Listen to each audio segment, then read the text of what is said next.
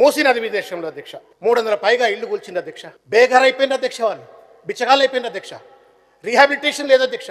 అధ్యక్ష, I was inspired when Rahul Gandhi talked about 2013 resettlement and rehabilitation act. పర్సోల్ పోయి ఆయన పోయి ఆ చట్టం పట్టుకొచ్చింది అధ్యక్ష. Land acquisition act was introduced by the UPA government in 2013. What happened to this Congress government that they don't respect? Revanth Reddy brought in, Rahul Gandhi brought in act. ఎవరిచ్చింది మీకు audacity? Musi పరివాహక ప్రాంతంలో సోషల్ అసెస్మెంట్ తీసివేయ హక్కు మీకు ఎవరిచ్చినారు? గాంధీ విగ్రహం కడతాను అధ్యక్ష, నేను సంతోషపడతా అధ్యక్ష.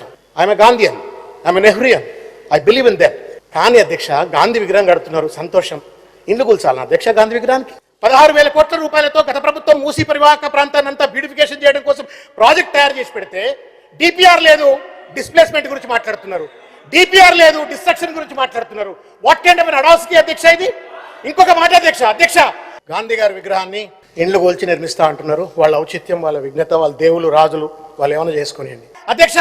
నార్సింగి దగ్గర అధ్యక్ష ఆదిత్య కన్స్ట్రక్షన్ దగ్గర ఉంటుంది అధ్యక్ష. పేదోళ్ల 10-20 వేల ఇళ్లు మూసీ నది పేరు మీద కూల్చడానికి సిద్ధమవుతున్నటువంటి ఈ ప్రభుత్వం బడాబాబులు కడుతున్నటువంటి ఒక పెద్ద పెద్ద భవంతులను కూల్చడానికి మాత్రం బఫర్ జోన్ లేదు, నాలాలు లేవు, మూసీలు లేవు అధ్యక్ష.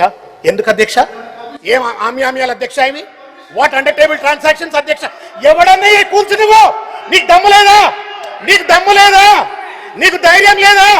నీకు దమ్ము లేదా, ధైర్యం లేదా?